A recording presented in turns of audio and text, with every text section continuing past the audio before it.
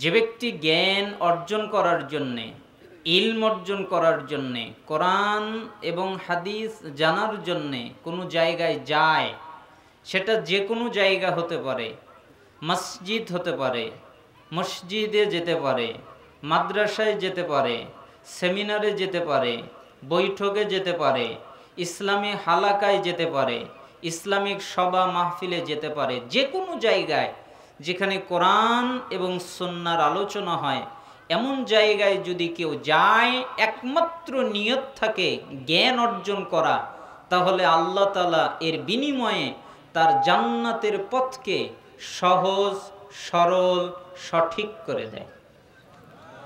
আপনি যদি চান আল্লাহ তাআলা আমার জান্নাতের পথকে সহজ করে দিক, তো ইলমের মজলিসে চলে আসেন। আপনি যদি চান আল্লাহ তাআলা আমার জান্নাতের পথকে সরল করে দিক, তাহলে জ্ঞানের মজলিসে চলে আসেন। আপনি যদি চান আল্লাহ তাআলা আমার জান্নাতের পথকে সহজ করে দিক, সরল করে দিক, সঠিক করে দিক, তাহলে যেইখানে কোরআন এবং সুন্নাহর জ্ঞান অর্জন করা যায় এমন জায়গায় আপনি আসেন, তাহলে জান্নাতের পথ সহজ, সরল, সঠিক আল্লাহ করে দিবেন। যেমন মিশকাতের এই হাদিসটা 204 এবং 212-তে এসেছে। সংক্ষিপ্ত একটু অংশ আমি বলেছি, হাদিসের আগে পরে আরও অনেক শব্দ আছে। যেমন মিশকাতের 220 নম্বর হাদিসে এসেছে, মান খরজা ফি তলাবিল ইলম ফাহুয়া ফি সাবিলিল্লাহ হাত্তা ইয়ারজিআ। যে ব্যক্তি জ্ঞান অর্জন করার জন্যে, ইলম অর্জন করার জন্যে, কোরআন এবং সুন্নাহ জানার জন্যে বাড়ি থেকে বের হয়, সে যতক্ষণ পর্যন্ত বাড়িতে ফিরে না যায়, ততক্ষণ আল্লাহ তার আমলনামায় জিহাদ করার নেকি দান করেন। অর্থাৎ আপনি বলবেন, আমরা তো আর সাহাবীদের যুগে নেই, সাহাবীরা জিহাদ করে জিহাদের সওয়াব পেয়েছে, মর্যাদা পেয়েছে, তো আমরা কিভাবে পাব? রাসূল সাল্লাল্লাহু আলাইহি ওয়াসাল্লাম বলেছেন, তোমাদের সময়ে আসবে ধৈর্যের যুগ। কিসের যুগ আসবে? ধৈর্যের যুগ। কেন? ওই সময়ে সুন্নাতের উপরে অটল থাকা, ঈমানের উপরে অটল থাকা অনেক কঠিন হয়ে যাবে। ওই সময়ে যদি কেউ সুন্নাতের উপরে অটল থাকে, তাহলে হে সাহাবী, তোমাদের 50 জন সাহাবীর সওয়াব তারা একাই পাবে। এজন্য সালাফরা বলতেন, রাসূলুল্লাহ সাল্লাল্লাহু আলাইহি ওয়াসাল্লামের সময়ের সাহাবায়ে কেরাম যেরকম জিহাদ করে সওয়াব প্রাপ্ত হয়েছেন, আজকের যুগে কেউ যদি বাড়ি থেকে একমাত্র কল্যাণ নিয়ত করে বের হয়, আমি জ্ঞান অর্জন করব, এটাই তার নিয়ত, যতক্ষণ পর্যন্ত বাড়িতে না যাবে, আশাবাদী ওই সাহাবীদের মতো জিহাদ করার সবই আল্লাহ তাকে দান করবেন। তাহলে কত বড় মর্যাদা! আবার দেখেন, সৈয়দ তারগিব ওয়াত তারহিব 86 নম্বর হাদিস, কেউ যদি মসজিদে যায়, এমন জায়গায় যায় যেখানে জ্ঞান অর্জন করা যায়, ইলম অর্জন করা যায়, এটাই তার নিয়ত, জ্ঞান অর্জন করা তার নিয়ত, ইলম অর্জন করা তার নিয়ত, এই কারণে যায়, তাহলে একটা পরিপূর্ণ হজ করলে, ওই হজ কবুল হলে আল্লাহ যেই নেকি দান করেন, যারা মসজিদে যায়, জ্ঞান অর্জন করতে যায়, আল্লাহ তাদেরকে একটা হজের নেকি দান করেন। নেকির দিক থেকে আপনি লাভবান এবং আপনি সম্মানিত, অনেক দামি মানুষ। এই জন্য আমি আপনাকে আশা করব, যতটুকু সময় আছে, রাত তো অনেক গভীর হয়ে গেছে, কারণ 11টা 16-তে মধ্যরাত গেছে। 11টা 16-তে কি রাত গেছে? মধ্যরাত। মধ্যরাত শেষের দিকে, শেষ রাতের দিকে আছে এখন। তো মান দারাল্লাহু বিহি ওয়া মান শাক্কা শাক্কাল্লাহু আলাইহি। যে ব্যক্তি মানুষকে কষ্ট দেয়, আল্লাহ তাকে কষ্ট দেয়। যে ব্যক্তি মানুষকে বিপদে ফেলে, আল্লাহ তাকে বিপদে ফেলে। এই জন্য আপনাদেরকে অনেকক্ষণ কষ্ট দেওয়ার ইচ্ছা আমার নেই। কয়েকটি হাদিস অনুবাদ করব, আশা করছি এতে আল্লাহ সুবহানাহু ওয়া তাআলা কল্যাণ দান করবেন। এই কয়েকটা হাদিসে আমি 3টা বিষয় ফোটানোর চেষ্টা করব, যেটা আপনার জীবনে সবচেয়ে জরুরি। আপনি যদি এই 3টা পাপ থেকে যে কোনোভাবে বিরত থাকতে পারেন, অন্যগুলো পাপ যদি হয়েও যায়, তবু আল্লাহ সুবহানাহু ওয়া তাআলা আপনাকে ক্ষমা করে দিবেন। এর অর্থ কিন্তু এটা নয় যে অন্য অন্য পাপ করা যাবে। আপনি খায়ের সাথে পড়ে, প্রবৃত্তির তাড়নায় পড়ে, আপনি নফসের ধোকায় পড়ে অন্য পাপ করে ফেলেছেন, কিন্তু এই কমন 3টা পাপ আপনার জীবনে যদি না থাকে, তাহলে আল্লাহ সুবহানাহু ওয়া তাআলা আশা করা যায় আপনাকে ক্ষমা করবেন। একদিন না একদিন আপনি জান্নাতে যেতে পারবেন। আল্লাহ তাআলা আমাদেরকে কবুল করুন।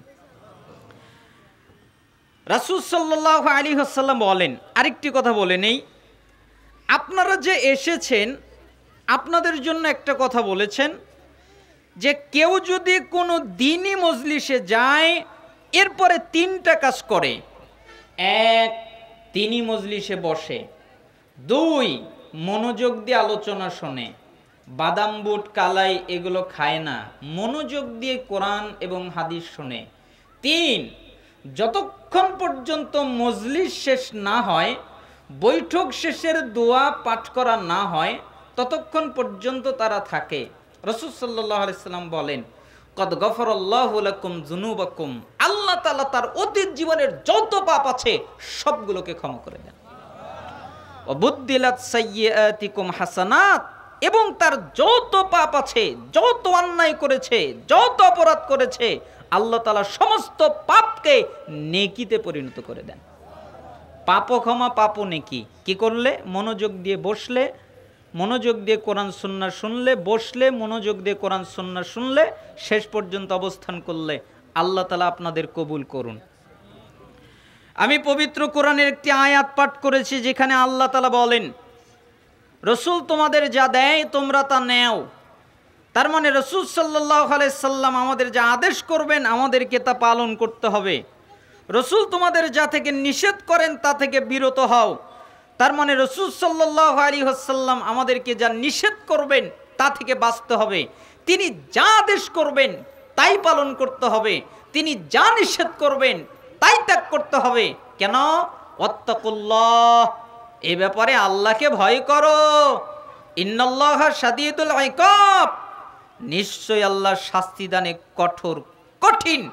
আল্লাহ খালি দয়া করতে পারে এমনটি নয়, আল্লাহ দয়া করতে পারে, আল্লাহ রহমত নাজিল করতে পারে, আল্লাহ কঠিন শাস্তিও দিতে পারে। অতএব আল্লাহর শাস্তিকে ভয় করে রসুল তোমাদের যা বলেন তাই পালন করো, যা নিষেধ করেন তাই তোমরা ত্যাগ করো। এবার বলেন তো, রসুল যদি আমাদেরকে কিছু বলেন সাল্লাল্লাহু আলাইহি সাল্লাম, আমরা মানবো না মানবো না? মানবো। রাজি আছি সবাই? আল্লাহ সুবহানাহু ওয়া তাআলা আমাদের প্রত্যেককে আল্লাহর জান্নাতের জন্য কবুল করে নিন। মুআয ইবনুল জাবাল রাদিয়াল্লাহু আনহু তিনি বলেন, আউসানি রাসূলুল্লাহ সাল্লাল্লাহু আলাইহি ওয়াসাল্লাম বিআশরি কালিমাত। একদিন আল্লাহর নবী সাল্লাল্লাহু আলাইহি ওয়াসাল্লাম আমাকে 10টা বিষয়ে আদেশ করলেন। তিনি আমাকে বললেন, তুমি 10টা বিষয় পালন করবে, 10টা বিষয় আমল করবে। এই 10টা বিষয় থেকে কখনো বিরত হবে না, যে কোনো মূল্যে, যে কোনোভাবে 10টা বিষয় পালন করবে। তার একটি হচ্ছে লা তুশরিক বিল্লাহি শাইআ ওয়া ইন কুতিলতা ওয়া হুররিকতা। 1, আল্লাহর সাথে কাউকে শরীক করবা না, শিরিক করবা না। তোমাকে যদি হত্যা করা হয় তবুও শিরিক করবা না, তোমাকে যদি আগুনে জ্বালিয়ে দেওয়া হয় তবুও শিরিক করবা না। একজন তোমাকে বলেছে শিরিক করো, না হলে আগুনে জ্বালিয়ে দিব, তুমি আগুনে জ্বলে যেও, আগুনে জ্বলে পুড়ে মরে যেও, তবুও শিরিক করো না। একজন তোমাকে বলেছে শিরিক করো, না হলে তোমাকে হত্যা করব, তুমি নিহত হয়ে যাও, তবুও তুমি শিরিক করো না। লা তুশরিক বিল্লাহি শাইআ ওয়া ইন কুতিলতা ওয়া হুররিকতা। 1, আল্লাহর সাথে কাউকে শরীক করবা না, তোমাকে যদি হত্যা করা হয় তবুও না, তোমাকে যদি আগুনে জ্বালিয়ে দেওয়া হয় তবুও না, আগুনে জ্বলে যাবেন তবুও ভালো।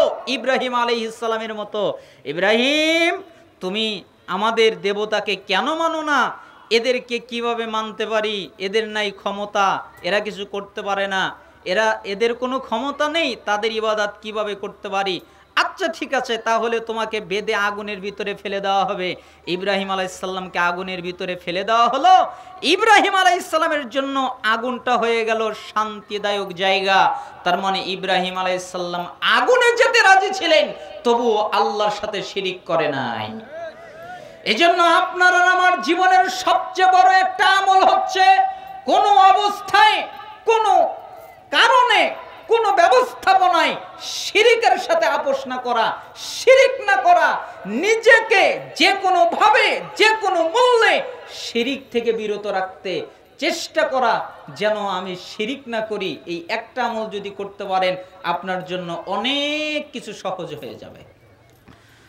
আল্লাহ তাআলা বলেন, আল্লাযীনা আমানু ওয়া লাম ইয়ালবিসু ঈমানাহুম বিযুলমিন উলাইকা লাহুমুল আমনু ওয়া হুম মুহতাদুন। নিশ্চয় যারা ঈমান এনেছে এবং তাদের ঈমানকে জুলুমের সাথে মিশায় নাই। জুলুম মানে শিরিক। ইন্নাশ শিরকা লা যুলমুন আযীম। নিশ্চয় শিরিক হচ্ছে সবচেয়ে বড় জুলুম। তার মানে যারা ঈমান এনেছে এবং তাদের ঈমানকে জুলুমের সাথে মিশায়নি, তাদের জন্য নিরাপত্তা, তারাই হলো হিদায়াত প্রাপ্ত। দুনিয়ায় যত প্রকারের নিরাপত্তার প্রয়োজন হতে পারে, একটা মানুষের আল্লাহর পক্ষ থেকে সমস্ত নিরাপত্তা তাকে দেওয়া হবে। আখেরাতে যত নিরাপত্তা হতে পারে, একটা মানুষের কবরের জিন্দিগিতে যত নিরাপত্তা হতে পারে, একটা মানুষের এই দুনিয়ার জিন্দিগি পার হবার পরে যত নিরাপত্তা হতে পারে, একটা মানুষের আল্লাহ সুবহানাহু ওয়া তাআলা সমস্ত নিরাপত্তা তাকে দান করবেন। দুনিয়ায় নিরাপত্তা দান করবেন, আখেরাতে নিরাপত্তা দান করবেন। আর তারা হলো হিদায়াত প্রাপ্ত। তার মানে তারা গোমরা নয়, তারা পথভ্রষ্ট নয়, তারা ধ্বংসকামীদের অন্তর্ভুক্ত নয়, তারা নিরাপত্তা প্রাপ্তদের অন্তর্ভুক্ত। কে? যারা শিরিক করে না, যারা শিরিক করে না। একথা আল্লাহ তাআলা সূরা আনামের ৮২ নম্বর আয়াতে বলেছেন। আবার দেখেন আল্লাহ তাআলা সূরা নিসার ৪৮ নম্বর আয়াতে বলেছেন, ইন্নাল্লাহা লা ইয়াগফিরু ইউশরাকা বিহি ওয়া ইয়াগফিরু মা দুনা যালিকা লিমান ইয়াশা ওয়া মা ইউশরিক বিল্লাহ ফাকাদ ইফতারা ইসমান আযীমা। নিশ্চয়ই যে ব্যক্তি আল্লাহর সাথে শিরিক করে, আমার কথা ভালো করে বুঝবেন, নিশ্চয়ই যে ব্যক্তি আল্লাহর সাথে শিরিক করে, আল্লাহ তাআলা এই শিরিকের পাপ ক্ষমা করে না। এছাড়া যত পাপ আছে, আল্লাহ যাকে চায় তাকে মাফ করে দেয়, তাকে ক্ষমা করে দেয়। এছাড়া যত পাপ আছে, আল্লাহ যাকে চায় তাকে মাফ করে দেয়, কিন্তু শিরিকের পাপ ক্ষমা করে না। ওমা ইউশরিক বিল্লাহ ফাকাদ ইফতারা ইসমান আযীমা। নিশ্চয়ই যে ব্যক্তি আল্লাহর সাথে শিরিক করে, আল্লাহর সাথে শিরিক করলো, সে তো মহা পাপ রচনা করলো, মহা পাপ তৈরি করলো, মহা পাপ আবিষ্কার করলো, মহা পাপ বানালো। কে? যে আল্লাহর সাথে শিরিক করে। শিরিকের পাপ আল্লাহ ক্ষমা করেন না। একই কথা সূরা নিসার ১১৬ নম্বর আয়াতে আল্লাহ তাআলা একটু ব্যতিক্রম করে বললেন, ইন্নাল্লাহা লা ইয়াগফিরু ইউশরাকা বিহি ওয়া ইয়াগফিরু মা দুনা যালিকা লিমান ইয়াশা ওয়া মা ইউশরিক বিল্লাহ ফাকাদ দাল্লা দালালাম মুবিনা। আল্লাহ তাআলা বলেন, নিশ্চয়ই যে ব্যক্তি আল্লাহর সাথে শিরিক করে, আল্লাহ তাআলার শিরিকের পাপ ক্ষমা করে না। এছাড়া যত পাপ আছে, যত পাপ আছে, যত রকমের গুনাহ আছে, জিনার পাপ আছে, সুদের পাপ আছে, নেশাদার দ্রব্য পান করে তার পাপ আছে, মিথ্যা বলে তার পাপ আছে, হত্যা করে তার পাপ আছে, আরও যত পাপ আছে তার পাপ আছে। যত পাপ আছে আল্লাহ তাআলা যাকে চায় তাকে ক্ষমা করে দেয়। কিন্তু যে ব্যক্তি আল্লাহর সাথে শিরিক করে, সে পথভ্রষ্ট হয়ে গেল, সে গোমরা হয়ে গেল, সঠিক রাস্তা থেকে দূরে সরে গেল, সে সঠিক রাস্তায় নেই, হেদায়েতে নেই। যে শিরিক করে তার কোনো বাঁচার কায়দা নেই, তার কোনো উপায় নেই। শিরিককারী হচ্ছে আসমানের নিচে জমিনের উপরে সবচেয়ে খারাপ অথর্ব ব্যক্তি। তাহলে শিরিক করা যাবে? আল্লাহ তাআলা আপনাকে আর আমাকে কি ভাষায় বলেছেন এটা তো সহজ কথা, কিন্তু সবচেয়ে দামি মানুষ কারা? নবীগণ, তাই না? সবচেয়ে দামি মানুষ কারা? নবীগণ। আল্লাহ সুবহানাহু ওয়া তাআলা সূরা আনআম পড়বেন, একটু ভালো করে পড়বেন। ৮৮ নম্বর আয়াতের আগ পর্যন্ত দেখবেন, গুনবেন, আল্লাহ তাআলা 18 জন নবীর নাম এক এক করে উল্লেখ করেছেন। 18 জন নবীর নাম উল্লেখ করার পরে বলছেন ওয়ালাউ আশরাকু লাহাবিতা আনহুম মা কানু ইয়ামালুন। এই 18 জন নবীর একজনও যদি শিরিক করে তাহলে তাদের যত আমল আছে আমি আল্লাহ ধ্বংস করে দিব, আমি আল্লাহ বাতিল করে দিব, আমি আল্লাহ বরবাদ করে দিব। নবীরাও যদি শিরিক করে তাদের আমল আমি ধ্বংস করে দিব। কে বলছেন? আল্লাহ। তারপরে দেখেন আমাদের সবচেয়ে দামি নবী মুহাম্মদ সাল্লাল্লাহু আলাইহি ওয়াসাল্লাম, আল্লাহর ভাষাটা দেখেন, মানুষের ক্ষেত্রে কত সহনশীল ভাবে বলছেন, আর রসুলের ক্ষেত্রে কি কঠিন বাক্যটা দিয়েই বললেন। জুমারের 65 নম্বর আয়াত, লাইন আশরাকতা লা ইয়াহবাতান্না আমালুক ওয়া লা তাকুনান্না মিনাল খাসিরিন। হে নবী মুহাম্মদ, আপনিও যদি শিরিক করেন, আপনিও যদি শিরিককারীদের অন্তর্ভুক্ত হন, তাহলে আপনার যত আমল আছে আমি সমস্ত আমলকে ধূলিসাৎ করে দিব, নষ্ট করে দিব, আপনার আমল বাতিল করে দিব, বরবাদ করে দিব, আর আপনি নবী ক্ষতিগ্রস্তদের অন্তর্ভুক্ত হবেন। তার মানে আমাদের প্রিয় নবী মুহাম্মদ সাল্লাল্লাহু আলাইহি সাল্লাম শিরিক করতে পারে না। তাহলে কি আমরা শিরিক করতে পারি? আপনি শিরিক করে কি করবেন? একদিকে শিরিক করছেন, আরেকদিকে দান করছেন, আরেকদিকে সালাত আদায় করছেন, আরেকদিকে যাকাত দিচ্ছেন, আরেকদিকে ভালো আচরণ।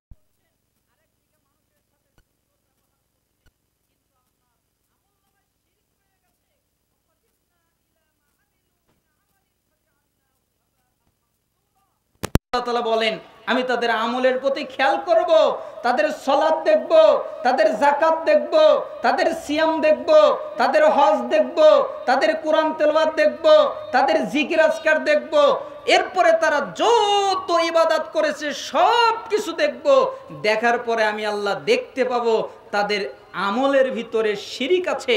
শিরিক থাকার কারণে তাদের যত আমল আছে আমি আল্লাহ ধূলিকণার মতো উড়িয়ে দিব। কিসের মতো উড়িয়ে দিবেন? ধূলিকণার মতো। ওই যে এখন তো শীতের সময় গ্রাম অঞ্চলে দেখবেন যখন রোদ বের হয়, রৌদ্র ওঠে, তখন ওই ছোট ছোট ছিদ্রের ভিতর দিয়ে একটা আলো এসে জমিনে পড়ে। কি যেন ওই আলোর ভিতর দিয়ে ওড়ে, এটা খালি চোখে দেখা যায় না, ওই সময় দেখা যায়। এরকম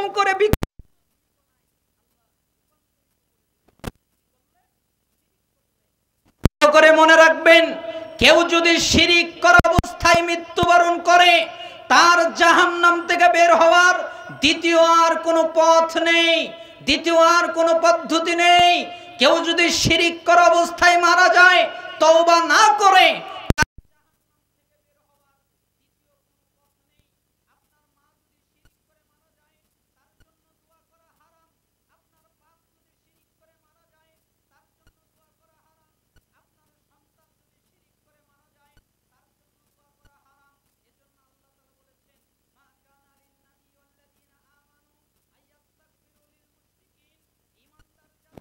তাদের জন্য জায়েজ নয়, এবং নবী যারা তাদের জন্য জায়েজ নয় কাফের মুশরিকদের জন্য দোয়া করা।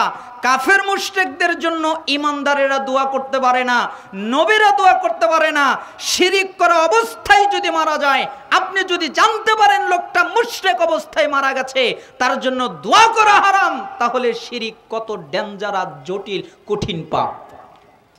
এজন্য আল্লাহ তাআলা সূরা মায়েদার ৭২ নম্বর আয়াতে বলেছেন, ইন্নাহু মাইয়ুশরিক বিল্লাহ ফাকাদ হারামাল্লাহু আলাইহিল জান্নাহ ওয়া মাওয়াহুন নার ওয়া মা লিয-যালিমিনা মিন আনসার। নিশ্চয়ই যে ব্যক্তি আল্লাহর সাথে শিরিক করে, আল্লাহ তাআলা তার জন্য জান্নাত হারাম করে দেন, তার ঠিকানা হলো জাহান্নাম। আরে হলো জালেম, এর কোনো সাহায্যকারী নাই।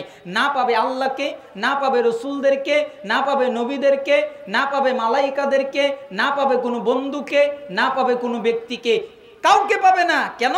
সে শিরিক করা অবস্থায় মৃত্যুবরণ করেছে, এই জন্য তার কোনো সহযোগিতা নাই। এবার কি বুঝলেন? শিরিক করা যাবে না করা যাবে না? শিরিক করা যাবে। আপনি মরে যাবেন, একজন আপনার বুকে বুলেট লাগিয়ে বলবে তুমি শিরিক করো, আপনি বলবেন তুমি বুলেটের বোমা দিয়ে আমাকে উড়িয়ে দাও, তাতেও আমার দুঃখ নাই, তবুও শিরিক করতে রাজি নাই। যে কোনো মূল্যে শিরিক থেকে নিজেকে বাঁচাতে হবে। আপনি যদি বাঁচতে চান, কোনো না কোনো দিন যদি আল্লাহর জান্নাতে আসতে চান, তাহলে আপনাকে শিরিক থেকে বাঁচতে হবে। আল্লাহ তাআলা আমাদেরকে তৌফিক দান করুন। ওয়ালা তাউক্কান্না ওয়ালিদাইক ওয়া ইন আমারাকা আন তাখরুজা মিন আহলিকা মালিক। 2 পিতামাতার নাফরমানি করো না। তোমার বাপ মা তোমাকে যদি তোমার পরিবার ছেড়ে দিতে বলে স্ত্রী তালাক দিয়ে দাও, তুমি তাই করো। তোমার বাপ মা যদি তোমাকে বলে তোমার যত টাকা পয়সা অর্থ সম্পদ কামাই করেছো আমাকে দিয়ে দাও, তুমি তাই করো। তোমার বাপ মা যদি বলে টাকা পয়সা যা ইনকাম করেছো সব তাকে দিয়ে দাও, তুমি তাই করো। এটা আদেশের আনুগত্যের ক্ষেত্রে জোরালোভাবে বলা হয়েছে। তুমি তোমার পিতামাতার আনুগত্য করবে। তারা যদি তোমাকে স্ত্রীও তালাক দিতে বলে, সম্পত্তিও দিয়ে দিতে বলে, ওয়ালা তাউক্কান্না ওয়ালিদাইক ওয়া ইন আমারাকা আন তাখরুজা মিন আহলিক ওয়া মালিক। যদি তোমার আহাল পরিবার পরিজন ধন সম্পদ ত্যাগ করতে বলে তুমি তাই করবে। তবুও পিতামাতার নাফরমানি করা যাবে কি ভাই? পিতামাতার নাফরমানি করা যাবে? আজকে তো যুবক ভাইয়েরা সবচেয়ে বেশি পিতামাতার নাফরমানি করে বেড়ায়, তাই না? আর এখন তো বাংলাদেশে আমি দেখতে পাচ্ছি, শুনতে পাচ্ছি, জানতে পারছি যে বৃদ্ধাশ্রমের সংখ্যা দিন দিন বেড়েই যাচ্ছে, তাই না? কেন বাড়ছে? কারণ আমাদের সমাজে উচ্চ শিক্ষা ব্যবস্থা নেই, সঠিক শিক্ষার ব্যবস্থা নেই, ইলমে দিন এই শিক্ষার ব্যবস্থা নেই, এই শিক্ষার কদর নেই, শুধুমাত্র দুনিয়াবি শিক্ষা দিয়ে ব্যস্ত, তাই না?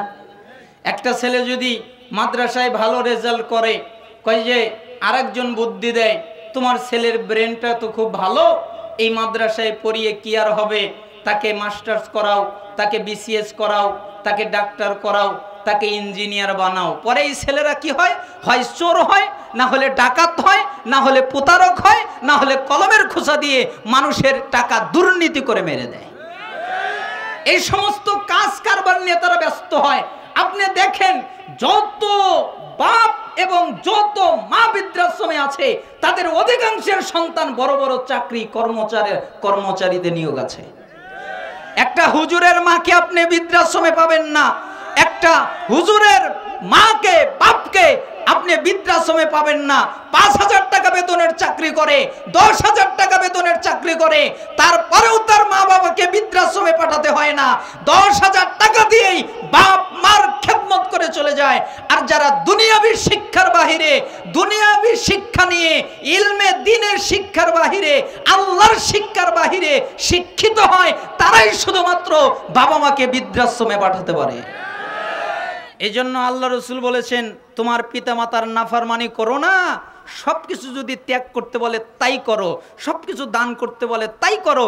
আমি বলছি না সব করেন, এটা আল্লাহ রসুলের ভাষা, বুঝানোর জন্য তিনি বলছেন বাবা মার নাফরমানি করো না। ওয়ালা তাতরুকান্না সালাতান মাকতুবাতান মুতাআম্মিদান ফাইন্না মান তারাকা সালাতান মাকতুবাতান মুতাআম্মিদান ফাকাদ বারিয়াত মিনহু জিম্মাতুল্লাহ। 3 ইচ্ছা করে ফরজ সালাত ছেড়ে দিও না, ইচ্ছা করে নামাজ ছেড়ে দিও না। কেন? যারা ইচ্ছা করে সালাত ছেড়ে দেয়, ইচ্ছা করে ফরজ সালাত আদায় করে না, তাদের উপর থেকে আল্লাহ দায়িত্ব উঠিয়ে নেয়। আচ্ছা বলেন তো, নামাজ পড়ে না, এই লোকটার দায়িত্ব আল্লাহর নাই, তাহলে এই লোকটা কার দায়িত্বে আছে? শয়তানের দায়িত্বে আছে। আল্লাহর দায়িত্বের মধ্যে যেহেতু নাই, তাহলে শয়তানের দায়িত্বে আছে। আর যে শয়তানের দায়িত্বে আছে সে কি কল্যাণকামী না বিপদগামী? আপনারা কি আমার কথায় কষ্ট পাচ্ছেন? তাহলে সে শয়তানের দায়িত্বের মধ্যে আছে। এই জন্য আল্লাহ তাআলা বলছেন রাসূল সাল্লাল্লাহু আলাইহি সাল্লামের মাধ্যমে তোমরা সালাত ত্যাগ করো না। একটা হাদিস, আশ্চর্যজনক হাদিস, আপনারা জানেন বুখারীর 7047 নম্বর হাদিস, অনেক লম্বা হাদিসের একটা অংশে আছে যে যখন পাথরটা নিয়ে সে আসতেছে তখন ওই লোকের মাথা আবার আগের মতো ঠিক হয়ে যাচ্ছে, যেরকম স্বাভাবিক ছিল। এরপরে সে প্রথমে যেই কাজ করেছিল মাথায় ফেলে দেওয়া, ওই কাজই আবার করছে, মাথায় ফেলে দিচ্ছে। তখন তাই আমি জিবরাইলকে বললাম, মানহা উলা ইয়া জিবরিল, মানহাদা, হে জিবরাইল এরা কারা, হে জিবরাইল এরা কারা? তখন রাসূল সাল্লাল্লাহু আলাইহি সাল্লামকে জিবরাইল আমিন বললেন, এরা হলো দুই শ্রেণীর লোক। এরা হলো দুই শ্রেণীর লোক কি?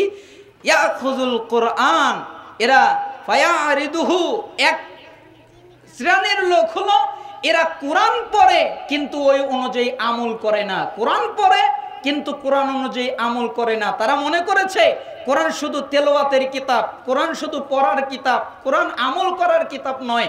এই জন্য তাদের মাথা থেতলে দেওয়া হচ্ছে। আরেক শ্রেণীর লোক আছে ওয়ানামু আনিস সালাতিল মাফরুদাহ, আরেকটা হচ্ছে তারা কোন বর্ণনা এসেছে মাকতুবা, আরেকটি হচ্ছে যে তারা সালাত আদায় না করে ঘুমিয়ে থাকে, ঘুমটাকে প্রিয় মনে করে নিয়েছে। ফজরের সালাতের আজান হচ্ছে হাইয়া আলাস সালাহ হাইয়া আলাল ফালাহ আস-সালাতু খায়রুম মিনান নাওম, কত চমৎকার করে ডাক দেওয়া হচ্ছে। এর পরেও সে সালাতের দিকে মনোযোগ দিচ্ছে না, সালাতের জন্য উঠছে না। এই জন্য তাদের মাথাকে পিটিয়ে থেতলে ভর্তা বানিয়ে দেওয়া হচ্ছে। কিয়ামত পর্যন্ত এইভাবে চলতে থাকবে। তাহলে অবস্থা কত জটিল হতে পারে। যারা সালাত আদায় করে না তারা কত খারাপ। আসমানের নিচে জমিনের উপরে যারা শিরিক করে তারা বড় খারাপ, আসমানের নিচে জমিনের উপরে এরপরে যত বড় খারাপ তারা সালাত ত্যাগকারী, যারা সালাত আদায় করে না। আমি যারা সালাত আদায় করে না তারা কাফের এই পক্ষে। এই জন্য অনেক আলেমের সাথে আমার দ্বিমত হয়ে যায়। একদিন একজন আলেম আমাকে বললেন, তুমি বলো নামাজ না পড়লে কাফের হয়, এই দলিল তুমি পেলে কোথায়? আমি বললাম কেন? মুসলিমের 82 নম্বর হাদিস, ইন্না বাইনা রাজুলা বাইনা শিরকাল কুফতার কুসলা, নিশ্চয় একটা ব্যক্তি আর কাফের মুশরিকের মধ্যে পার্থক্য নামাজ। তখন উনি আমাকে বললেন, না তুমি এই হাদিসটা বোঝো নাই। তা আমি বললাম তাহলে আপনি আমায় বুঝিয়ে দিন। তখন উনি আমাকে বললেন, হাদিসের মধ্যে আছে সিবাবুল মুসলিম ফুসুক ওয়া কিতালুহু কুফরুন, মুসলিমকে গালিগালাজ করা ফাসিকি এবং মুসলিমকে হত্যা করা কুফরি। তার মানে মুসলিমকে গালিগালাজ করা যাবে না, গালিগালাজ করলে বুঝতে হবে আমার মধ্যে ফাসিকি আছে। মুসলিমকে হত্যা করা যাবে না, হত্যা করলে বুঝতে হবে আমার ভিতরে কুফরি আছে। এই বাসার বলো সিফিনের যুদ্ধে সাহাবীদের সাথে মতানৈক্য হয়ে যুদ্ধ লেগেছে না লাগে নাই? আমি বললাম লেগেছে তো। হতাহতি হয় নাই? হয়েছে তো। তাহলে তুমি বলো সাহাবীদের বিরুদ্ধে অস্ত্র ধরলো, এটা কুফরি কি নয়? এটা কি তাদের দিন থেকে বের করে দেয়নি? আমি বললাম আপনি কি দিয়ে কি বোঝান? আরে ওই হাদিসে তো ফুসুকুন ওয়া কিতালুহু কুফরুন, এই কুফরের আগে আলিফও নাই লামও নাই, নাকেরা মারেফা নয়। আর ইন্না বাইনার রজুল ও বাইনার শিরকাল কুফ, দেখেন প্রত্যেক বাক্যে ইন্না বাইনার রজুল, রজুল শব্দের আগে আলিফ লাম, ওয়া শিরক, শিরিক শব্দের আগে আলিফ লাম, ওয়াল কুফ, কুফর শব্দের আগে আলিফ লাম, তারকুস সালাহ, নিশ্চয় একটা ব্যক্তি, নিশ্চয় একটা কাফের, নিশ্চয় একটা ঈমানদার, এর মধ্যে পার্থক্য হলো সালাত। আবার দেখেন তিরমিজি 2618 নম্বর হাদিস, আল্লাহ তাআলা একবারে স্পষ্ট করে দিয়েছেন রাসূলের মাধ্যমে, বাইনাল কুফরি ওয়াল ঈমান। আমার কাছে আলেম মানুষ আছেন যে মারেফা, এই কুফর শব্দের আগে আল্লাহ আলিফ লাম ব্যবহার করেছেন, আবার ঈমান শব্দের আগে আলিফ লাম ব্যবহার করেছেন। তার মানে সত্যিকারের একটা কাফের আর সত্যিকারের একটা ঈমানদার, এদের মধ্যে পার্থক্য হলো নামাজ। যারা সালাত আদায় করে তারা ঈমানদার, যারা সালাত আদায় করে না তারা হলো কাফের। এবার উনি আমাকে বললেন শিরিক তো আল্লাহ ক্ষমা করবেন না, তে এই পাপ তো আর শিরিক না, এটা তো শিরিক পাপ না, সালাত ত্যাগ করে নাই, অলসতা করে ছেড়ে দিয়েছে, শিরিক তো করে নাই। তখন আমি ওনাকে বললাম শিরিক করলে আপনি বুঝবেন ক্ষমা করবে না, তাই না? আচ্ছা ঠিক আছে, তাহলে শিরিকের আপনাকে দলিল দেওয়া যাক। ইবনে মাজাহ খোলেন 1080 নম্বর হাদিস দেখেন, দেখেন রাসূল সাল্লাল্লাহু আলাইহি সাল্লাম বলেছেন লাইসা বাইনাল আব ওয়া শিরক ইল্লা তারকুস সালাহ ফাইদা তারাকাহা ফাকাত আশরাক, নিশ্চয় একটা ব্যক্তি, একটা মুশরিক, একটা কাফের, এদের মধ্যে পার্থক্য হলো সালাত। যে ব্যক্তি সালাত ছেড়ে দিল ফাকাত আশরাক, ওই ব্যক্তি শিরিক করলো। বলেন তো সালাত ছেড়ে দিলে কি করলো? তাহলে সালাত আদায় না করা শিরিক না? শিরিক না? সালাত আদায় না করাও শিরিক, তাই না? একটা কমন বুদ্ধিতে বোঝেন, একটা আপনি সৃজনশীল ভাষা দিয়ে বোঝেন।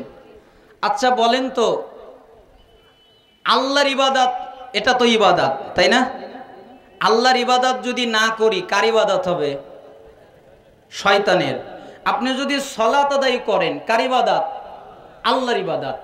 আপনি যদি সলাত আদায় না করেন, কার ইবাদত? শয়তানের ইবাদত।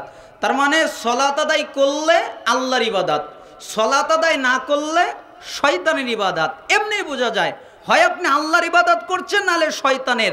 শয়তানের ইবাদত যদি করেন তাহলে ইবাদতে শিরিক করলেন। ইবাদত করতে হয় আল্লাহর, আপনি করলেন শয়তানের, তাহলে ইবাদতের ক্ষেত্রে শিরিক হয়ে গেল। এই জন্য এটা শিরিক, মারাত্মক শিরিক। যে কোনো মূল্যে সলাত আদায় করতেই হবে। এই জন্য রাসূল সাল্লাল্লাহু আলাইহি সাল্লাম তিরমিজি 2621 নম্বর হাদিসে বলেছেন, আল আহদুল্লাযী বাইনানা বাইনাহুমুস সালাহ ফামান তারাকাহা ফাকাদ কাফার। আমাদের মধ্যে আর তাদের মধ্যে পার্থক্য হলো সালাত। আমরা যারা ঈমানদার তারা সালাত আদায় করি, তারা যারা কাফের তারা সালাত আদায় করে না। যুদ্ধের ময়দানে সালাত আছে না নাই? খৌফ সালাত আছে না? যুদ্ধের ময়দানের সালাত আছে। আপনি শত্রুকে ধাওয়া করে নিয়ে যাচ্ছেন, ধাওয়া করে নিয়ে যাচ্ছেন। এবার যদি ওই শত্রুকে ধাওয়া করছেন আর সলাতের ওয়াক্ত হয়ে গেল, আপনি সলাত আদায় করলেন না, তাহলে আপনার ধাওয়া করার দরকার নাই। কেন? তাকে ডাক দিয়ে বলেন, দোস্ত দৌড়ানোর দরকার নাই, তুইও যা আমিও তাই। কেন? আমিও তো নামাজ পড়ছি না, তুইও নামাজ পড়ছিস না, তোকে ধাওয়ানোর দরকার আছে? আবার যুদ্ধের ময়দানে আপনাকে তাড়িয়ে ধরেছে, আপনি দৌড়াচ্ছেন, সালাতের ওয়াক্ত যায়, সালাতের ওয়াক্ত শেষ হয়ে যাচ্ছে, আপনাকে দৌড়ানো অবস্থায় সালাত আদায় করতে হবে। তখন রুকু নাই, তখন সেজদা নাই, কিন্তু আপনি তেলাওয়াতগুলো করতে থাকবেন দৌড়ানো অবস্থায়। কেন? ওই সময় যদি সালাত আদায় না করেন তাহলে আপনাকে ফিরে এসে মুসাফা করতে হবে। কেন? আপনি মুসলমান থাকবেন না, ওর মতো কাফেরে পরিণত হয়ে যাবেন। এই জন্য যে কোনো মূল্যে সালাত আদায় করতেই হবে। তাই সাহাবায়ে কেরামরা ফতোয়া দিয়েছেন। আব্দুল্লাহ বিন মাসউদ রাদিয়াল্লাহু আনহু বলেন, মাল্লাম ইউসাল্লি ফালা দীন লাহু, যারা সালাত আদায় করে না তাদের দিন নাই। মান তারাকাস সালাহ ফালা দীন লাহু, যারা সালাত তরক করে তাদের দিন নেই। আলী রাদিয়াল্লাহু আনহু বলেন, মাল্লাম ইউসাল্লি ফাহুয়া কাফিরুন, যারা সালাত আদায় করে না ওরা কাফের। আবু দারদা রাদিয়াল্লাহু আনহু বলেন, লা ঈমান লিমান লা সালাত লাহু, ওই ব্যক্তির ঈমান নেই যেই ব্যক্তি সালাত আদায় করে না। ওমর ইবনুল খাত্তাব রাদিয়াল্লাহু আনহু বলেন, লা হাজ্জা ফিল ইসলাম লিমান তারাকাস সালাহ, ওই ব্যক্তির ইসলামে কোনো জায়গা নেই যেই ব্যক্তি সালাত আদায় করে না। তাবি আব্দুল্লাহ বিন শাকিক তিনি সাহাবীদের ইজমা বর্ণনা করে বলেন, কানা আসহাবু মুহাম্মদ সাল্লাল্লাহু আলাইহি ওয়াসাল্লাম লা ইয়ারাউনা শাইআম মিনাল আমাল তারকুহু কুফরুন গায়রা সালাহ, সাহাবীর আমলের মধ্যে কোনো আমল ছেড়ে দেওয়াকে কুফরি মনে করতেন না, একমাত্র সালাত ছাড়া। কেউ যদি সালাত ছেড়ে দিত তাহলে সাহাবীরা তাদেরকে কাফের মনে করত। রাসূলের ফতোয়া, আল্লাহর ফতোয়া, সাহাবীদের ফতোয়া, তাবিদের ফতোয়া দ্বারা প্রমাণিত যারা সালাত আদায় করে না তারা মুসলমান নয়। এজন্য যে কোনো মূল্যে সালাত আদায় করতেই হবে। রাজি আছেন না? আউয়ালু মা ইউহাসাবু বিহিল আবদু ইয়াউমাল কিয়ামাতিস সালাহ ফাইন সালাহা সালাহা সাইরু আমালিহি ওয়া ইন ফাসাদাত ফাসাদা সাইরু আমালিহি। কিয়ামতের দিন সর্বপ্রথম হিসাব নেওয়া হবে সালাতের।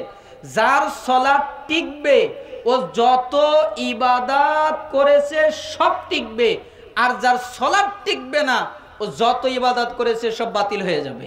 যত ইবাদত আছে সব বাতিল, সব বরবাদ। কেন? সালাত নাই, কোনো ইবাদতই নাই। সালাত আছে, সমস্ত ইবাদত আছে। তাহলে সালাত আদায় করতে হবে না? হবে না? এক নম্বর কাজ, যে কোনো মূল্যে শিরিক করবেন না। দুই নম্বর কাজ, যে কোনো মূল্যে সালাত আদায় করবেন। আল্লাহ তাআলা আমাদের তৌফিক দান করুন। ওয়ালা তাশরাবান্না খামরান ফান্নাহু রাসা কুল্লি ফাহিশা।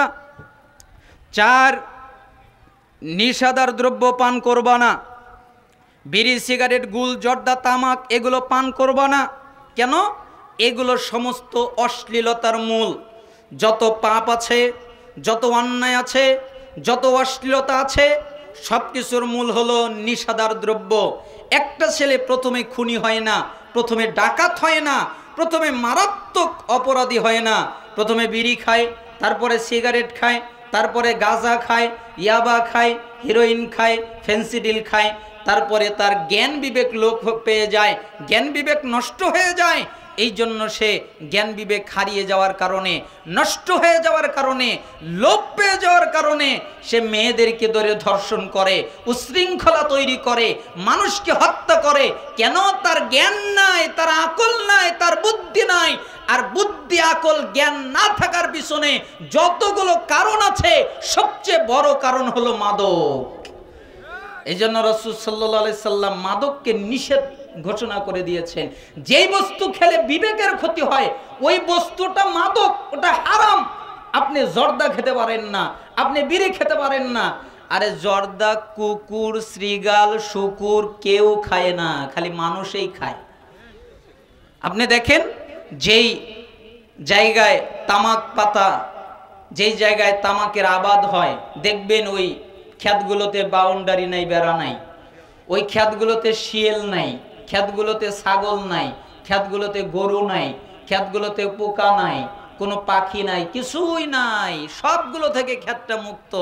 ক্ষেতটাকে সুন্দর করে রাখার জন্য কিছুরই দরকার পড়ে না, কারণ ওই ক্ষেতে কেউ যায় না।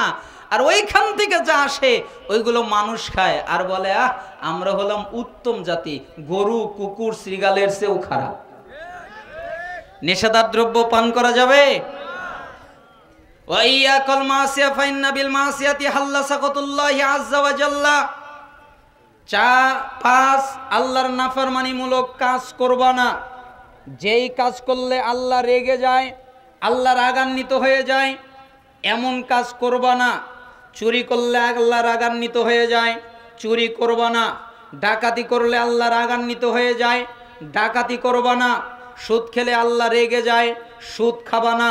ঘুষ খেলে আল্লাহ রেগে যায়, ঘুষ খাবা না। মিথ্যা বললে আল্লাহ রেগে যায়, মিথ্যা বলবা না। গীবত করলে আল্লাহ রেগে যায়, গীবত করবা না। ধোঁকা দিলে আল্লাহ রেগে যায়, ধোঁকা দিবা না। বেপরদায় চললে আল্লাহ রেগে যায়, বেপরদায় চলবা না। নিশাদার দ্রব্য পান করলে আল্লাহ রেগে যায়, এগুলো পান করবা না। যেই কাজ করলে আল্লাহ রেগে যায় ওই সমস্ত কাজ থেকে নিজেকে দূরে রাখবে, নিজেকে বিরত রাখবে। রাসূল সাল্লাল্লাহু আলাইহি সাল্লাম বলেন, মুআজ আমি তোমাকে 10টা বিষয় ওসিয়ত করছি, তুমি অবশ্যই পালন করবে, অবশ্যই আমল করার চেষ্টা করবে। ওয়াইয়াকুল মাসিফিন ওয়াইয়াকুল মাসিয়া ফাইন্না বিল মাসিয়াতি হাল্লা সাকাতুল্লাহি আযজা ওয়া জাল্লা ওয়াইয়াকুল ফিরারা মিনাজ যাহাব ওয়া ইন হালাকান নাস ওয়া ইযা আসাবান নাস মাউতুন ওয়াংতা ফীহিম ফাসবুত। মাউতুন মাউতানি দুভাবেই পড়া যায়।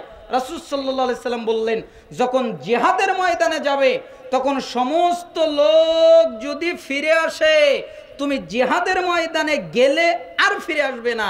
সবাই যদি মরে যায় তুমিও মরে যাবে, ফিরে আসবে না। যখন তুমি মহামারী কবলিত এলাকায় যাবে তখন তুমি আর ফিরে আসবে না। সবাই যদি ফিরে আসে তুমি ফিরে আসবে না, কেননা তোমার জন্য নিষেধ। ওয়া আনফিক আলা আয়ালিকা মিন তাওলিক, তুমি তোমার পরিবার পরিজনের লোককে তাদের জন্য খাবারের ব্যবস্থা করবে, কিপটামি করে কষ্ট দিবা না। আমরা কষ্ট দেই, তাই না? সন্তান কি খেলো না খেলো, স্ত্রী কি খেলো না খেলো, সন্তানকে আর স্ত্রীকে বোঝায়, কষ্ট করে একটু টাকা পয়সা গোছাই, তারপরে যখন বেশি হবে তারপরে আমরা ভালো মন্দ খেতে পারবো, এখন আর খাওয়ার প্রয়োজন নেই।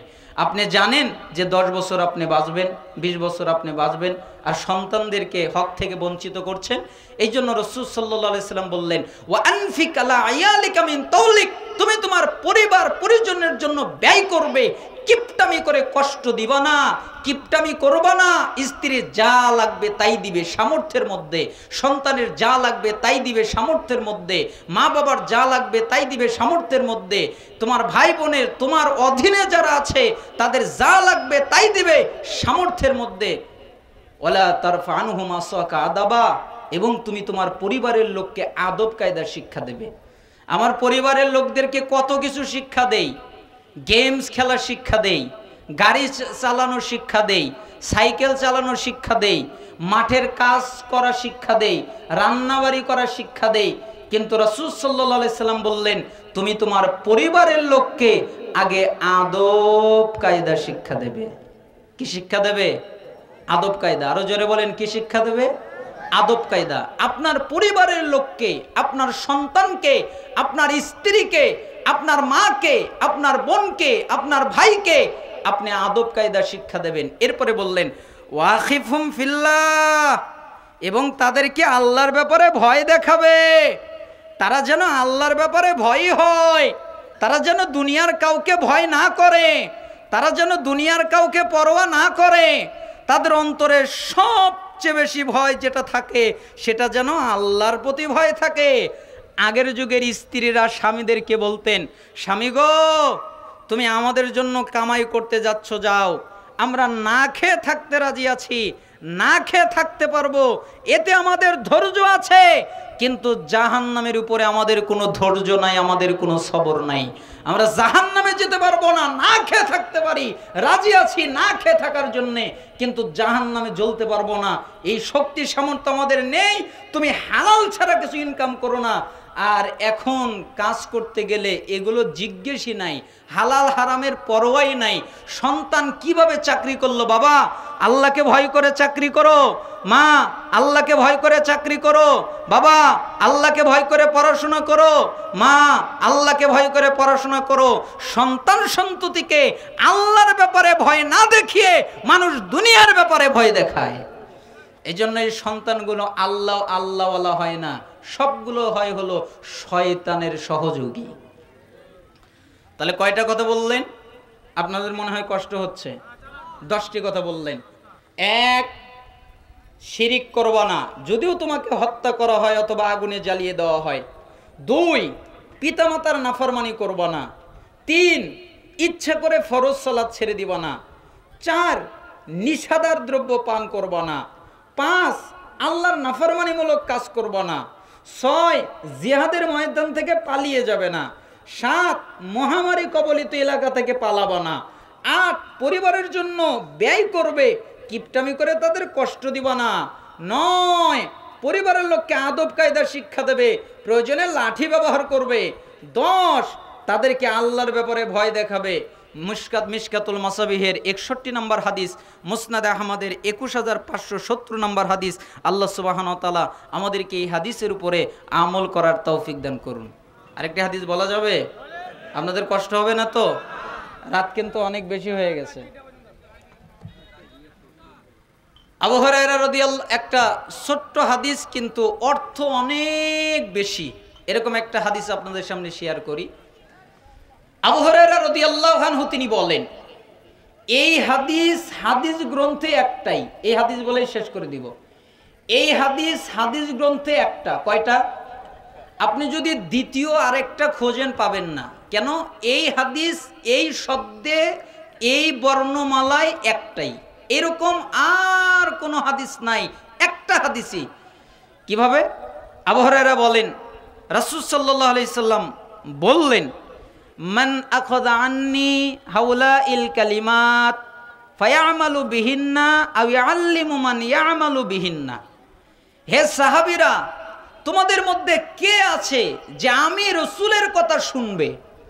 তোমাদের মধ্যে কে আছে যে আমি রাসূলের কথা শুনে আমল করবে? তোমাদের মধ্যে কে আছে যে আমি রাসূলের কথা শুনে আরেকজনের কাছে পৌঁছে দেবে? তখন আবু হুরায়রা বললেন, এজন্য সালাফরা বলতেন, কেউ যদি এই হাদিস শোনে তাদের উপর এই 3টা কাজ করা ওয়াজিব হয়ে যায়। 1, এই হাদিসটা শোনা। 2, এই হাদিসটা আমল করা। 3, এই হাদিসটা আরেকজনের কাছে পৌঁছে দেওয়া। কি বললেন? তখন আবু হুরায়রা বললেন, কুলতু আনা ইয়া রাসূলুল্লাহ ফাকাদা বিয়াদি ফাআদা খামসান।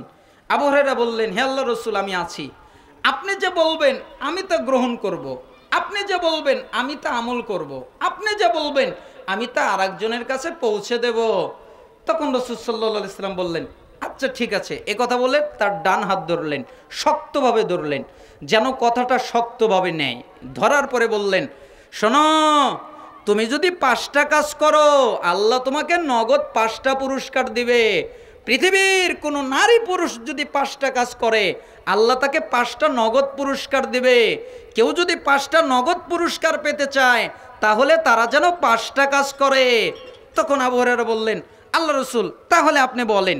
তখন বললেন, ইত্তাকিল মাহারিমা তাকুন আবাদান নাস। হে আবু হুরায়রা, তুমি কি আল্লাহর ওলি হতে চাও? আচ্ছা, আপনারা কি চান না? আল্লাহর ওলি হতে চান না? চান না? কে কে আল্লাহর ওলি হতে চান? লিল্লাহি তাকবীর। হাত নামান। সবাই আল্লাহর ওলি হতে চান। এই জন্য রাসূল সাল্লাল্লাহু আলাইহি ওয়াসাল্লাম বললেন, তুমি কি আল্লাহর ওলি হতে চাও? যে আমি আল্লাহর ওলি হই, আমি আল্লাহর ইবাদত গুজার বান্দা হই, আমি আল্লাহর বন্ধু হই, এটা কি চাও? চাও নাকি? তাহলে শোনো, ইত্তাকিল মাহারিমা তাকুন আবাদান নাস। আল্লাহ যা হারাম করেছেন তা ত্যাগ করো, আল্লাহ যা নিষেধ করেছেন তা ত্যাগ করো, আল্লাহ যা থেকে বিরত থাকতে বলেছেন তা থেকে বিরত থাকো। বিনিময়ে আল্লাহ তোমাকে আল্লাহর ওলি বানিয়ে দিবে। আল্লাহর ওলি হওয়ার জন্য বিভিন্ন দরবারে যায়, বিভিন্ন দরগায় যায়, বিভিন্ন ওজিফা করতে হয়, বিভিন্ন কিছু করতে হয়, বিভিন্ন টেকনিক শিখতে হয়। কিন্তু রাসূল সাল্লাল্লাহু আলাইহি সাল্লাম একদম শর্টকাট বলে দিলেন, আল্লাহর ওলি হতে চাও, হারাম ত্যাগ করো। যে যত বেশি হারাম ত্যাগ করবে সে তত বড় আল্লাহর ওলিতে রূপান্তরিত হবে। অর্ধ বিমা কসামাল্লাহু লাকা তাকুন আগনান নাস। 2, তুমি কি ধনী হতে চাও? আল্লাহ আমাকে ধনী বানিয়ে দিক, নগদ ধনী, সত্যিকারের ধনী, প্রকৃত ধনী। তুমি কি হতে চাও? তাহলে শোনো, তুমি যদি ধনী হতে চাও, আল্লাহ তাআলা তোমার তাকদিরে যা রেখেছেন তার উপরে খুশি থাকো, তার উপরে সন্তুষ্ট থাকো। কেন? আল্লাহ তাআলা তোমার অন্তরের ভিতরে একটা সন্তুষ্টি দান করবেন, একটা শান্তি দান করবেন, একটা ভালো লাগা দান করবেন। অল্প কিছুতেই তুমি খুশি হবে এরকম আত্মা তোমাকে আল্লাহ দান করবেন। তাহলে তুমি অল্প কিছুতেই সন্তুষ্ট হয়ে যাবে আর সত্যিকারের ধনীতে পরিণত হয়ে যাবে। মানে তাকদিরে যা আছে তার উপরেই খুশি থাকো, বিনিময়ে তুমি ধনী হয়ে যাবে। ওয়াহসিন ইলা জারিকা তাকুন মুমিনা। তুমি কি মুমিন হতে চাও? আল্লাহ তাআলা আমাকে মুমিন বানিয়ে দিক, সত্যিকারের ঈমানদার হই, সত্যিকারের মুমিন হই। এটা কি চাও? চাই তো। তাহলে শোনো, তোমার প্রতিবেশী যে, তার সাথে ভালো আচরণ করো। প্রতিবেশী ইহুদি হতে পারে, খ্রিস্টান হতে পারে, বৌদ্ধ হতে পারে, নাসারা হতে পারে, যে কেউ হতে পারে, প্রতিবেশী যেই হোক না কেন তার সাথে ভালো আচরণ করবে, বিনিময়ে তুমি মুমিন হবে। প্রতিবেশীর সাথে ভালো আচরণ করবে না, তুমি সত্যিকারের মুমিন নয়। যেই লোক প্রতিবেশীর সাথে ভালো করে না, উত্তম আচরণ করে না, তার ইমানের ভিতরে দুর্বলতা রয়েছে, ইমানের ভিতরে ঘাটতি রয়েছে। এই জন্য রাসূল সাল্লাল্লাহু আলাইহি সাল্লাম বললেন, তুমি কি প্রকৃত মুমিন হতে চাও, সত্যিকারের মুমিন হতে চাও? তাহলে প্রতিবেশীর সাথে ভালো আচরণ করো, বিনিময়ে আল্লাহ তোমাকে সত্যিকারের মুমিন বানিয়ে দেবে। ওয়াহিব্বালিন নাস মা তুহিব্বু লিনাফসিকা তাকুন মুসলিমা। 4, তুমি কি চাও সত্যিকারের মুসলিম হতে? আমি সত্যিকারের মুসলিম হয়ে যাই, এটা কি তুমি চাও নাকি? তুমি যদি চাও আল্লাহ তাআলা আমাকে সত্যিকারের মুসলিম বানিয়ে দিক, তাহলে নিজের জন্য যা পছন্দ করো অপরের জন্য তাই পছন্দ করবে। নিজের জন্য পছন্দ করো আমাকে কেউ গালি না দিক, তাহলে তুমি অপরকে গালি দিবা না। নিজের জন্য পছন্দ করো আমার কেউ গীবত না করুক, তাহলে তুমি অপরের গীবত করবা না। নিজের জন্য পছন্দ করো আমাকে কেউ ধোঁকা না দিক, তাহলে তুমি অপরকে ধোঁকা দিবা না। নিজের জন্য পছন্দ করো এই জিনিসটা আমার হোক, তাহলে তুমি চাইবে ওই জিনিসটা তারও হোক। নিজের জন্য পছন্দ করো আমি জাহান্নামে না যাই, জান্নাতে যেন যাই, তুমি অন্যর জন্য পছন্দ করবে সে যেন জাহান্নামে না যায়, জান্নাতে যেন যায়। নিজের জন্য যা পছন্দ করবে অপরের জন্য তাই পছন্দ করবে, বিনিময়ে আল্লাহ তোমাকে সত্যিকারের মুসলিম বানিয়ে দিবে। ওয়ালা তুকসিরিদ দাহিক ফাইন্না কাসরাতাদ দাহিক তুমিতুল কলব। অতিরিক্ত হাসবা না, বেশি হাসবা না। কেন? বেশি হাসলে, অতিরিক্ত হাসলে অন্তর মরে যায়, হৃদয় মরে যায়। যেই লোকটা অট্ট হাসিতে অভ্যস্ত তার হৃদয় নেই, ওটা হলো মরা হৃদয়। যে অট্ট হাসি থেকে নিজেকে বাঁচাতে পারে, যদি হাসার প্রয়োজন হয় সুন্নতি হাসি হাসেন, মুস্কি হাসি হাসেন, যেই হাসিতে দাঁত বের হবে না, মুখে একটু আভাস পাওয়া যাবে যে সে হাসি দিল, দাঁত বের হবে না, এরকম হাসি হাসেন, এতে কোনো অসুবিধা নেই। যেই হাসিতে অট্ট হাসি রয়েছে, যেই হাসি খিলখিল করে দিতে হয়, যেই হাসিতে দাঁত বের হয়, এরকম হাসি হাসা যাবে না। কেন? এরকম হাসি হাসলে হৃদয় মরে যাবে, অন্তর মরে যাবে।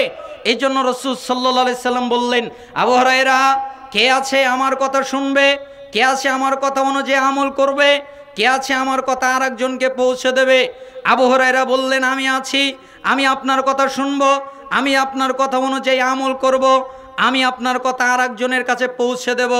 তখন আবু হুরায়রাকে রাসূল সাল্লাল্লাহু আলাইহি সাল্লাম বললেন, সবাইকে উল্লেখ করে বললেন, তুমি কি আল্লাহর ওলি হতে চাও?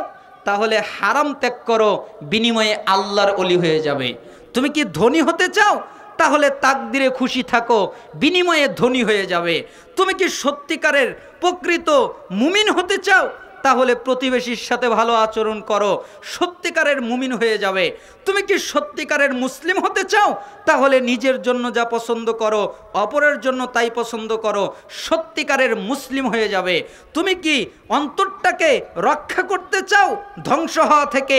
তাহলে অতিরিক্ত হাসবা না, অতিরিক্ত হাসলে হৃদয় মরে যায়, অন্তর মরে যায়। 5টি কথায় 5টি পুরস্কার। তিরমিজি 2305 নম্বর হাদিস, মিশকাতের 5174 নম্বর হাদিস। রাসূল সাল্লাল্লাহু আলাইহি সাল্লাম বলেছেন, আমি অনুবাদ করলাম। আল্লাহ তাআলা আমাদেরকে এই হাদিসগুলোর উপরে আমল করার তৌফিক দান করুন। আসলে রাত অনেক গভীর রাত্রে আমাকে উঠিয়ে দেওয়া হয়েছে, এই জন্য আমি যেই বিষয়ে আলোচনা করার ইচ্ছা পোষণ করেছিলাম তা না করে কিছু হাদিস অনুবাদ করলাম। আপনারা কষ্ট নেবেন না, সুন্দরভাবে আমার জন্য দোয়া করবেন, আমিও আপনাদের জন্য দোয়া করি। আল্লাহ সুবহানাহু ওয়া তাআলা আপনাদের প্রত্যেককে কবুল করুন। আমরা যারা সালাফি মানহাজের অনুসরণে আমল করে থাকি, সেই আমলসমূহের মধ্যে হতে এমন কোনো আমল আছে কি যা 4 ইমামের কেউ বলেনি? আমরা যারা সালাফি মানহাজের অনুসরণে আমল করে, যেটা সঠিক, যেটা বিশুদ্ধ, অনেকের মতামত আছে। কারণ ইমাম মালিক রাহিমাহুল্লাহ বলেছেন, ইন্নামা আনা উখতিউ ওয়া উসিবু, আমি একজন মানুষ, ভুল করি, শুদ্ধ করি। এই জন্য প্রত্যেকটা মানুষ ভুল করে, শুদ্ধ করে। আর ইমাম আবু হানিফা রাহিমাহুল্লাহ দ্ব্যর্থহীনভাবে বলে দিয়েছেন, ইজা সাহাল হাদিস ফাহুয়া মাজহাবি, যখন কোনো সহিহ হাদিস পাওয়া যাবে ওটাই হচ্ছে আবু হানিফা রাহিমাহুল্লাহর মাজহাব। এই জন্য আমাদের সার্বিক কথা হচ্ছে, কোরআন এবং সুন্নায় যা আছে, আশাবাদী আমরা সালাফি মানহাজের অনুসরণ যারা করি, তারা কোরআন এবং সুন্নাহকে মেনে চলি, এবং আমাদের প্রত্যেকটা আমলের কোরআন এবং হাদিসে দলিল রয়েছে। কথা কি বুঝতে পেরেছেন? মাযহাবেও যারা সঠিক পন্থা অবলম্বন করেছেন, সঠিক পথ বুঝ দিয়েছেন, তার সাথে আমাদের কোনো দ্বিমত নাই, আমলের ক্ষেত্রে দ্বিমত ঘটে নাই। কারণ তারা সহিহ হাদিস অনুসারেই আমল করার কথা বলেছেন। কিন্তু যদি ব্যতিক্রম ঘটে যায়, ব্যতিক্রম হয়ে যায়, ওই কথা ফেলে দিতে বলেছেন। ইজা কুলতু কাওলা ইউখালাফু কিতাবাল্লাহ খবর রাসূল সাল্লাল্লাহু আলাইহি সাল্লাম ফাতরুকু কাওলি, আমি আবু হানিফা যদি কোনো কথা বলি, ওই কথা যদি আল্লাহ এবং রসুলের বিরুদ্ধে যায়, তোমরা আমি আবু হানিফার কথাকে ফেলে দাও, আল্লাহ এবং রসুলের কথাকে মেনে নাও। তাহলে আমরা তো আবু হানিফাকেই মানলাম, তাই না? তার কথা কোরআন হাদিসের বিরুদ্ধে গেলে কথা ফেলে দিব, কার কথা মানবো? আল্লাহ এবং রসুলের। সবচেয়ে দামি কথা কার? আল্লাহ, এরপরে কার? রসুলের, এরপরে সাহাবি, এরপরে তাবি, তারপরে ইমামরা রয়েছেন, ধাপে ধাপে আসবে। কিন্তু আল্লাহর চেয়ে ইমামের কথা বড় নয়, রসুলের চেয়ে ইমামের কথা বড় নয়, এটা আগে বুঝবেন। সবচেয়ে বড় কথা আল্লাহর, এরপরে রসুলের, এরপরে সাহাবাই কেরামের, তাবির, এরপরে ধাপে ধাপে আসবে। কিন্তু আমরা যদি ছোটটাকে বড়টার উপরে নিয়ে যাই, তাহলে অবস্থা জটিল হবে। তারাই বলেছেন যে আমাদের কথা ভুল হলে তোমরা ফেলে দিয়ে কোরআন এবং সুন্নাহ আমল করো। আপনারা কোরআন এবং সুন্নাহ অনুযায়ী আমল করবেন, আশাবাদী আল্লাহ তাআলা আমাদেরকে কবুল করবেন। হে আল্লাহ, আমাদের যারা অসুস্থ তাদেরকে শিফায়ে কামিলা আজিলা দান করেন, আমাদের যারা অভাবী তাদেরকে অভাব থেকে অব্যাহতি দান করেন, আমাদের যারা ঋণী তাদেরকে ঋণ থেকে রক্ষা করেন, আমাদের মধ্যে যে যে মুসিবতে আছে সেই মুসিবত থেকে পানা মঞ্জুর করেন।